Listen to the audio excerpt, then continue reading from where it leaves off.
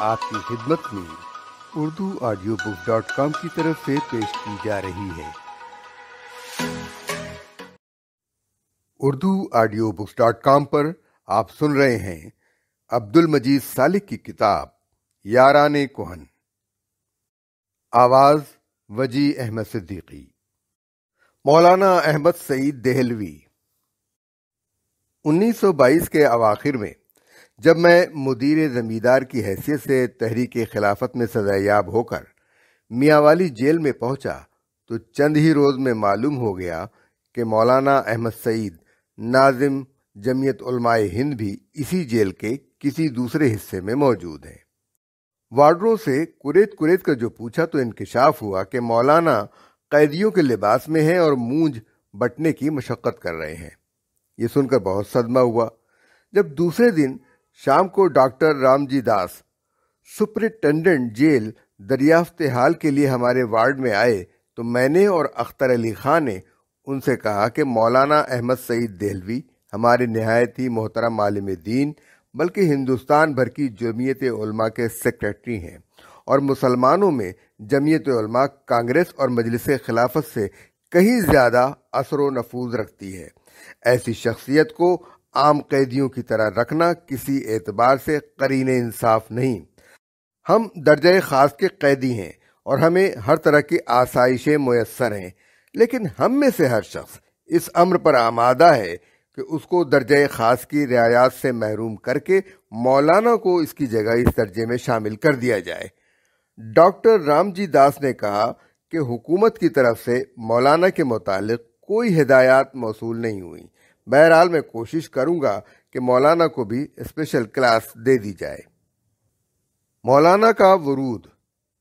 چند روز بعد مولانا احمد سعید ہمارے وارڈ میں تشریف لائے اور مجھے پہلی دفعہ اسی دن نیاز حاصل ہوا۔ عام قیدیوں کے کپڑے پہنے ہوئے تھے، حشاش بشرا، چھدری سی داڑھی، توند کسی قدر نکلی ہوئی، بلند قامت، آنکھوں میں شفقت اور شوخی کا عجیب سا امتزاج۔ بات بات پر قہقہے لگاتے اور جیل کے لطیفے سنا کر ہمیں ہنساتے رہے۔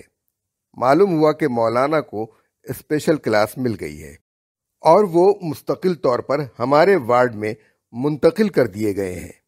بہت خوشی ہوئی۔ مولانا نے غسل کر کے اپنا اصلی لباس پہنا، سر پر دہلی والی کڑھی ہوئی ٹوپی، شیروانی اور آڑا پاجامہ۔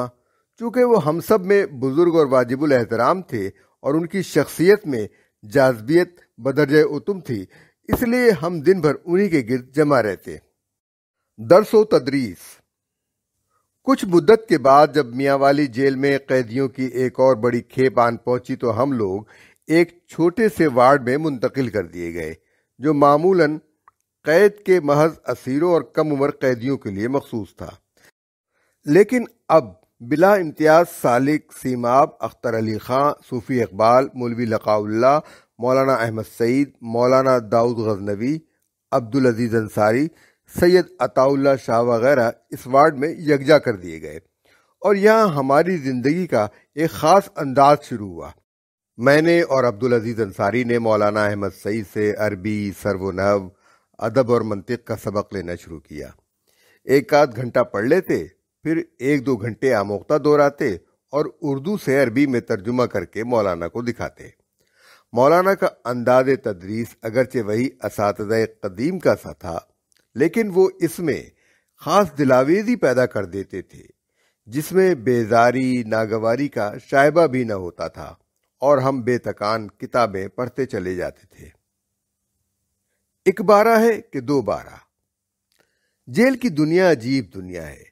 وہاں قیدیوں کو بیرونی دنیا کے واقعات و حوادث کا بہت کم علم ہوتا ہے۔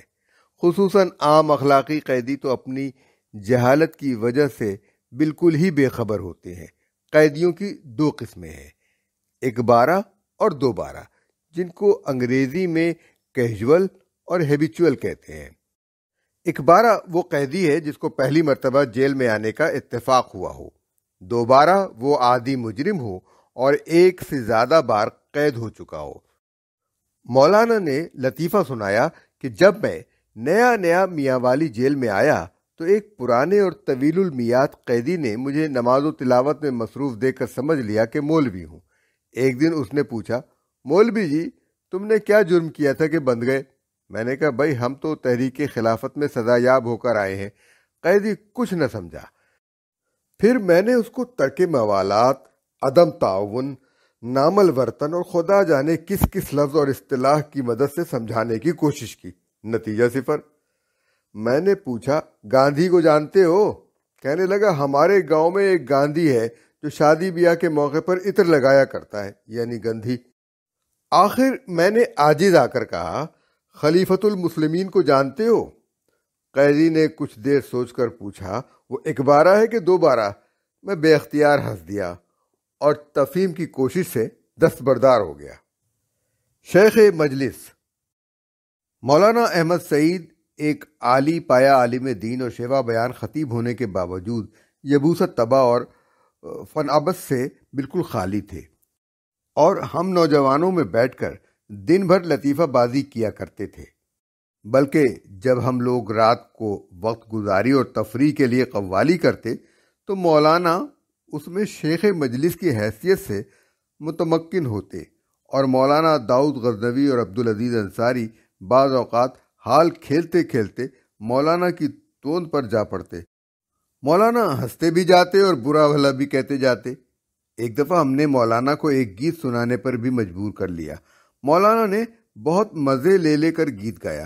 وہ گیت کیا تھا کسی وقت تخلیہ میں سید عطا اللہ شاہ بخاری سے سن لیجئے، انہیں ضرور یاد ہوگا۔ داڑھی کا مسئلہ اور علماء مصر۔ مولانا سے اکثر دینی مسائل پر مذاکرات بھی ہوتے، اور وہ اپنے علم و فضل اور بیان کے سلجھاؤ کی وجہ سے دقیق سے دقیق چیز کو بآسانی سننے والوں کے ذہن نشین کر دیتے۔ ایک دفعہ داڑھی کے مسئلے پر بات چیت ہوئی۔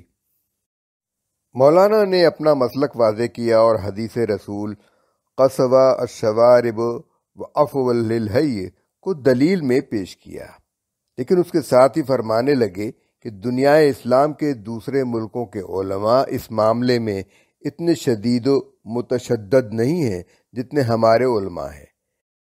پھر فرمایا، میں چند ماہ پیشتر مصر گیا تھا، وہاں مجھے ایک عجیب واقعہ پیش آیا۔ نماز کے لیے ایک مسجد میں گیا، ابھی وضو ہی کر رہا تھا کہ محسوس کیا بعض لوگ بڑے غور سے مجھے گھور رہے ہیں۔ سوچا غیر ملکی ہوں اس لیے دیکھ رہے ہوں گے، لیکن ایک دو منٹ کے بعد ہی ایک پوچھ بیٹھا، انت یہودی؟ میں نے جواب دیا، لا واللہ انا مسلم الحمدللہ۔ پھر اس نے کہا، تمہاری پھیلی ہوئی اور غیر مرتب داڑھی بالکل یہودیوں کی سی ہے، یہ درست نہیں۔ من تشبہ بقوم فہو منہم۔ قرآن مجید کہتا ہے کہ جو شخص کسی قوم سے تشبہ پیدا کرتا ہے وہ اسی قوم میں سے ہے۔ میں یہ سن کر بے حد پریشان ہوا کہ ہم تو ہندوستان میں داڑھی منڈوانے والوں کو یہ آیت سنایا کرتے ہیں، یا الٹا یہی آیت ہماری داڑھیوں پر منطبق کی جا رہی ہے۔ نماز پڑھنے کے بعد میں سیدھا جامعہ ازہر چلا گیا، کیونکہ حضرت شیخ الازہر سے ملاقات کا وقت مقرر ہو چکا تھا۔ جامعہ کے اندر جا کر جس کمرے میں جھانکتا ہوں، یہی نظر آتا ہے کہ ایک فرنچ کٹ یا خشخشی داڑھی والے معلم طلباء کے سامنے کھڑے ہیں اور حدیث بخاری پر لیکچر دے رہے ہیں۔ ایک قریب داڑھی منڈا آدمی فقہ حنفیہ کے غوامض و نکات نہایت فصیح و بلیغ عربی میں بیان کر رہا ہے۔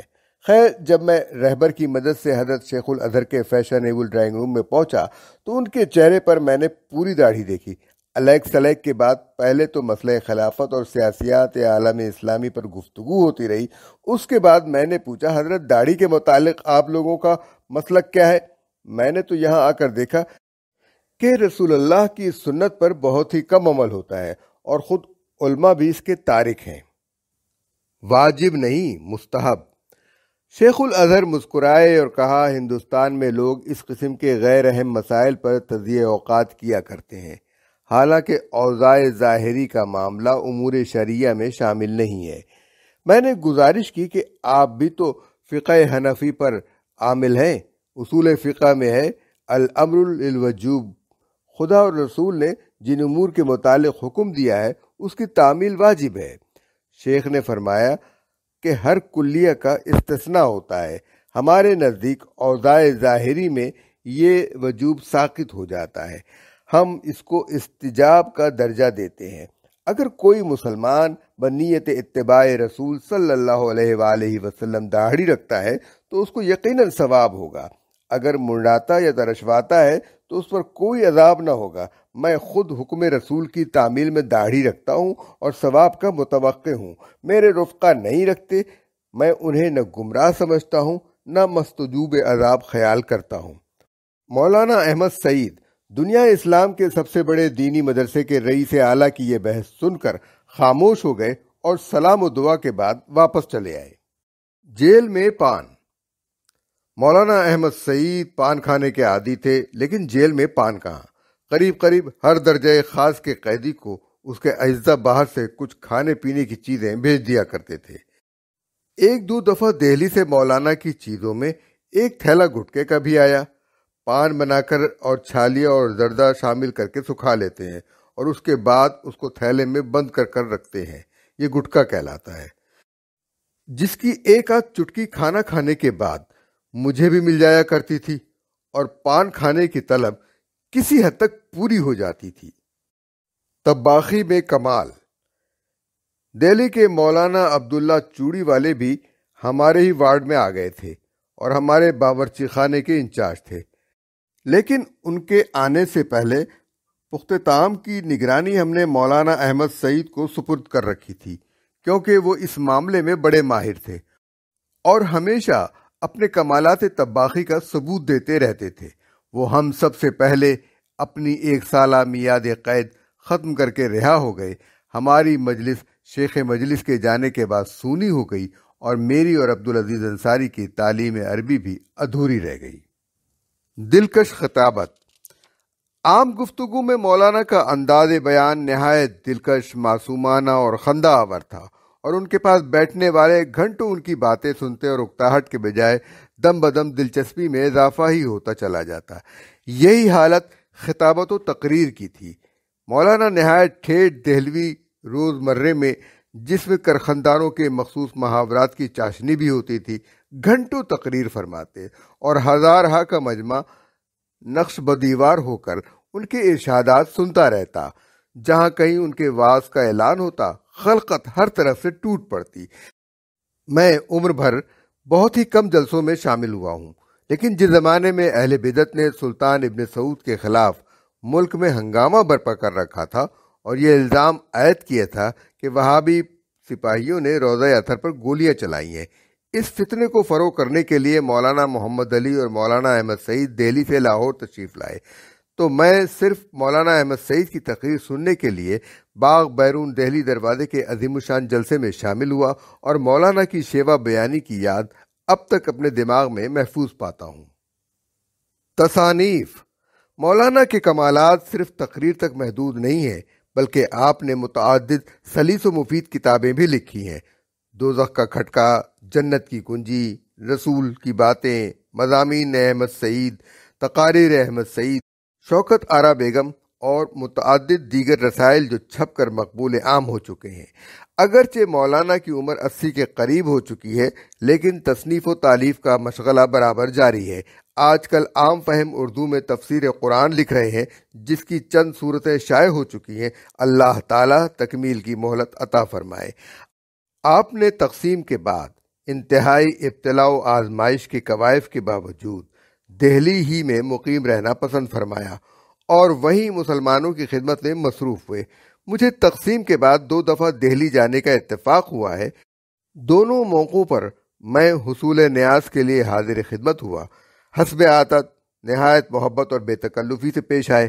پہلی دفعہ پنڈت رام ناتھ سابق مینیجر انقلاب ساتھ تھے، دوسری بار پروفیسر صوفی غلام مصطفیٰ تبسم کی مائیت میں حاضر ہوا۔